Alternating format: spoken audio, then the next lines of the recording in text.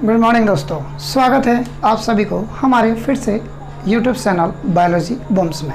मैं सुमित कुमार आप सभी के बीच फिर से क्लास 10th का 9.1 एक्सरसाइज क्वेश्चन नंबर 12 नंबर लेके आया हूँ, जो आज तक पिछले जितना भी टॉपिक्स चला है, जितने भी क्वेश्चन पढ़ाया गया है, आई होप कि आपको वो वीडियो और वह क्वेश्चन समझ में आया होगा। अगर आपको जो क्वेश्चन में डाउट हो फिर से आप हमें कमेंट्स ज़रूर कर सकते हैं। अगर आपको जो भी उसमें प्रॉब्लम हो, क्योंकि मैं पहले ही बता चुका हूँ कि इसको मैं काफ़ी ज़ीरो लेवल से कुछ हीरो लेवल तक बता रहा हूँ, क्योंकि इसमें हर एक छोटा छोटा पॉइंट्स को मैं बता रहा हूँ। तो आप लोग उस चीज़ को केयरफुली और ध्यानपूर्वक से देखें, और आपको अगर नहीं समझ में आता है तो ज़रूर आप हमसे कमेंट्स करके पूछ सकते हैं। ऑफलाइन वाले बच्चे जो भी पढ़ रहे हैं उनको आई होप कि वो क्लियर कर चुके हैं, कंप्लीट कर चुके हैं। तो आज हम लोग क्वेश्चन नंबर कितना नंबर देखेंगे?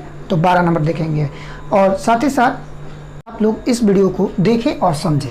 मैं क्वेश्चन पढ़कर आपको समझाता हूँ, आपको क्वेश्चन मिल जाएगा स्क्रीन पे, आप देखकर नोट कर सकते हैं। चलिए दोस्तों, देखिए मैं क्वेश्चन आपको पढ़ के बताता हूँ और आप उसको क्वेश्चन स्क्रीन पे मिलेगा, सो आप उसको नोट कर लीजिएगा।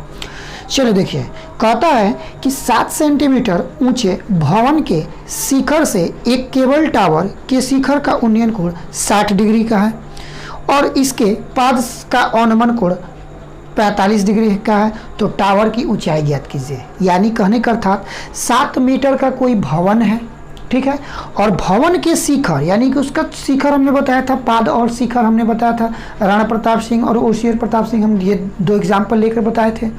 तो भवन के शिखर यानी कि हमेशा वो चोटी वाला शिखर होता है। शिखर से एक केबल टावर यानी कि शिखर के ऊपर एक और कोई केबल टावर है और उसके शिखर का उन्नयन कोण 60 डिग्री का बन रहा है, ठीक है, 60 डिग्री का बन रहा है। और कह रहा है कि इसके पाद यानी कि जो टावर है उसके पाद और भवन के शिखर का बिंदु और टेबल का जो यानी कि क्या चीज़ है, केबल टावर जो है उसका पाद, तो उसका पाद मेरा सिर पड़ेगा यानी शिखर पड़ेगा। तो वहाँ से जो कोण बन रहा है वो अवनमन 45 डिग्री का कोण बन रहा है। तो हमने बताया था कि अवनमन कोण हमेशा क्या होता है, ऊपर से जब नीचे की ओर दिखाया जाता है तो अवनमन कोण बनता है, और जब कोई वस्तु नीचे से ऊपर की ओर दिखता है तो वह उन्नयन कोण बनता है। ये आई होप कि ये आप लोग क्लियर कर चुके हैं। तो आपको क्वेश्चन मिल जाएगा स्क्रीन पे, आप इसका फिगर देखें। सबसे पहले तो कह रहा है कि 7 मीटर का कोई ऊंचा भवन है, ठीक है। तो मान लीजिए कि मैंने ये 7 मीटर का क्या किया जी, एक कोई भवन बना दिया, यानी 7 मीटर ऊंचे वाला हमने, जाहिर सी बात है कि ये कोई ना कोई भूमि पे खड़ा होगा। तो इस चीज़ को मैं क्या किया कि एक भूमि से मिला दिया।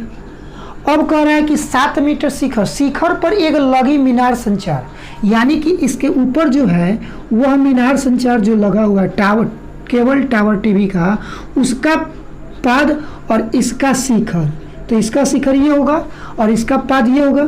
इसका अवनमन कोण जो बन रहा है यानी उन्नयन कोण बन रहा है वो कितना डिग्री का बन रहा है, तो 60 डिग्री का बन रहा है, ठीक, ये 60 डिग्री का बन रहा है, ठीक है। अब देखिए आपका जो बन रहा है ये वाला जो हिस्सा बन रहा है, तो जाहिर सी बात है कि इधर वाला भी उतना ही होगा, ये एक वर्ग के समान यानी आयत के समान लगभग हो जाएगा, क्योंकि उधर वाला जितना होगा इधर वाला भी उतना ही होगा। तो इसका अवनमन कोण कहाँ बन रहा है, तो ऊपर की दिशा की ओर बन रहा है, ठीक, यानी कि यहाँ पे बन रहा है कितना डिग्री का, 45 डिग्री का।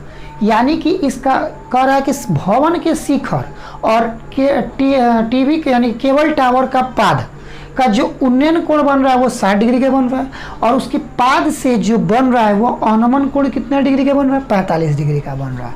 तो क्या कह रहा है, तो कह रहा है कि आपको टावर की ऊंचाई यानी कि हमने बतलाया कि ये क्या था आपका, तो टीवी टावर था, क्या चीज़, तो टीवी टावर। ये क्या था, तो भवन था, ठीक, तो हमने लिख दिया। अब देखिए कि इसका कोण अवनमन कोण जब 45 डिग्री बना है तो हम जानते हैं कि एकांतर कोण के अनुसार ये 45 डिग्री बन सकता है।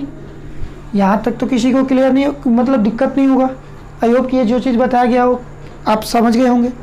अब देखिए ये जब कह दिया है तो कह रहा है कि इसकी ऊंचाई क्या ज्ञात करना, यानी इसकी ऊंचाई को क्या करना है, ढूंढना है, फाइंड करना है, ज्ञात करना है। तो आई होप कि ये क्वेश्चन आपको अब आसान लगता हो, अब बन जाएगा। तो मैं नामकरण कर रहा हूँ यहाँ से A B C D और ये हो गया आपका E हो गया, ठीक है। चलिए क्वेश्चन नंबर हम जानते हैं कि ये कितना है, 12 है। एक्सरसाइज कितना है, तो 9.1 है, ठीक है। क्लास तो सभी लोग जानते हैं कि हम लोग अभी 10th का लेसन कंप्लीट करने चल रहे हैं, अब लगभग कंप्लीट होने चल रहा है। तो हम कह सकते हैं कि चूंकि भवन की ऊंचाई, भवन की ऊंचाई, ऊंचाई का क्या नाम है, B और E है। तो हम लिख सकते हैं BE बराबर 7, सॉरी मीटर में तो मीटर लिखाएगा, 7 मीटर, ठीक है। यहाँ तक तो किसी को दिक्कत नहीं होगा। अब हम कह सकते हैं कि सॉरी केबल टावर होगा, केबल टावर, टीवी नहीं होगा, केबल टावर, यानी केबल टावर है।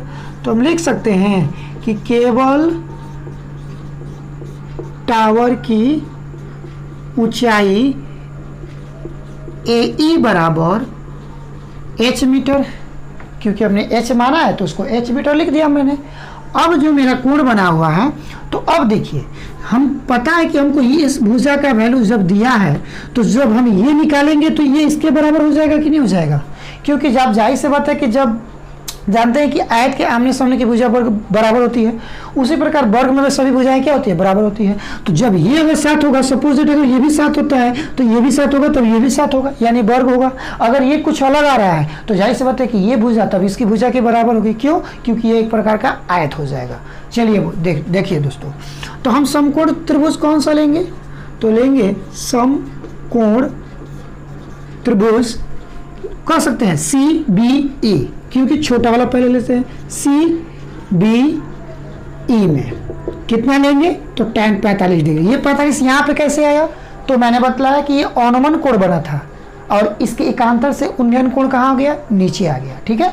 तो मैं tan ले सकता हूँ, और tan क्यों मैं लूँगा, क्योंकि मैं जानता हूँ कि जब इसकी ऊंचाई दी हुई है, हाइट दी हुई है, तो इसका बेस की जरूरत है ना।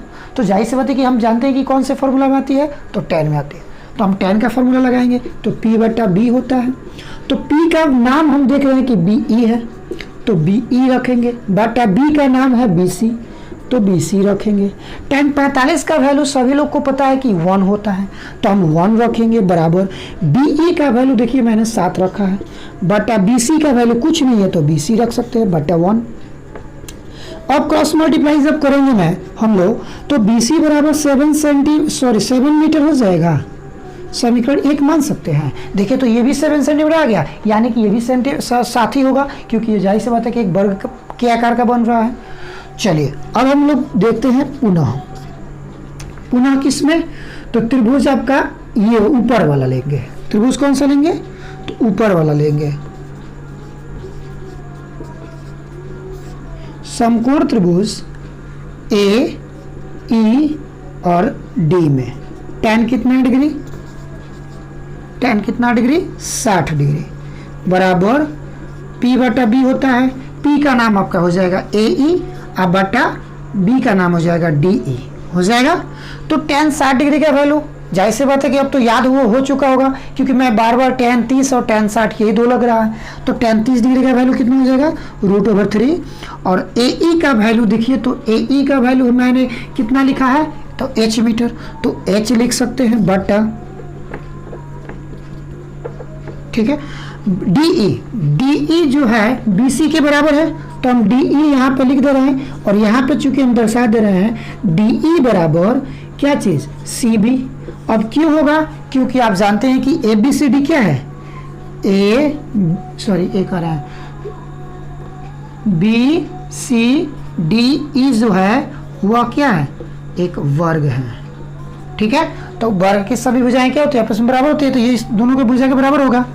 तो हम लोग यहाँ पर √3 upon equal to H upon DE के बदला हम लोग BE लिख सकते हैं, BC लिख सकते हैं, BC चाहे CB लिख सकते हैं, कोई दिक्कत नहीं। तो इसका बट्टा 1 मान के क्रॉस मल्टीप्लाई करेंगे, H में जब 1 से करेंगे तो कितना हो जाएगा दोस्तों, H और √3 में BC, तो √3 इंटू BC। अब BC का वैल्यू हम देखेंगे कितना आया है, 7 आया। तो H इक्वल टू √3 इंटू 7, तो इसको हम ऐसे लिख सकते हैं 7 √3 मीटर्स लिख सकते हैं, इसको समीकरण नंबर 2 मान सकते हैं। अब देखिए हमारा ऊंचाई जब पूछ रहा है तो ये आपका अब टोटल ऊंचाई तो ये हो रहा है, यहाँ से यहाँ तक ना हो रहा है, तो अब हम कुल ऊंचाई जब निकालेंगे, कुल ऊंचाई AB बराबर, या क्योंकि हमको जब पता है कि इसका भाग दिया है, इसका भाग, तो ये पूरा ऊंचाई हो जाएगा H, क्योंकि टावर यहाँ पर लगा है, दिख रहा है कि शिखर पर लगा है, लेकिन उसकी पूरी लेंथ कहाँ तक हो जाएगी, नीचे की तरफ। तो ये क्या हो जाएगा आपका BE plus AE equal to, BE का वैल्यू हम देखेंगे कि 7 आया है, ठीक है, प्लस AE का वैल्यू जस्ट हमने अभी जस्ट लाया AE यही ना है H, इसी को हम लोग क्या बोलेंगे, AE कहिए या H कहिए। तो इसका वैल्यू 7√3 है, AB बराबर, यानी कुल ऊंचाई AB बराबर, इसमें से क्या कॉमन कर सकते हैं, 7 कॉमन करेंगे तो 1 प्लस √3, यानी इसी को हम लोग ऐसे भी लिख सकते हैं 7 इंटू √3 प्लस 1 मीटर। देखिए तो दोस्तों आया है कि नहीं आपका आंसर। आई होप कि ये चीज़ आपको क्लियर समझ में आया होगा, कोई ऐसा डाउट को इस पे तो होगा नहीं इस क्वेश्चन में।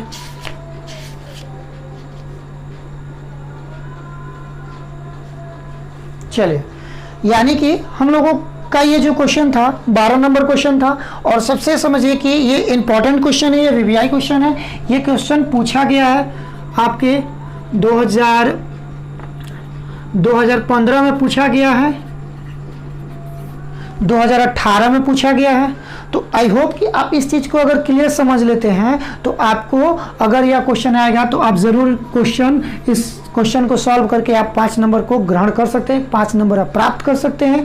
इसलिए हमारे वीडियो को पूरा देखकर आप समझकर आप 5 नंबर जरूर पा सकते हैं। अगर आप नहीं जानते हो, वीडियो स्किप करके देखते हो, तो आपको कुछ समझ में नहीं आएगा, आपको बाद में यह 5 नंबर बाद में नहीं मिल पाएगा, आपको बोर्ड ऑफिस के द्वारा आपको सिर्फ नहीं मिल पाएगा। तो आपको 5 नंबर के चलते हो सकता है कहीं सेकेंड डिवीज़न हो सकता है कहीं थर्ड डिवीज़न हो। तो इसलिए आई होप कि आप इस चीज़ को पूरा देखें और 5 नंबर जरूर ग्रहण करें।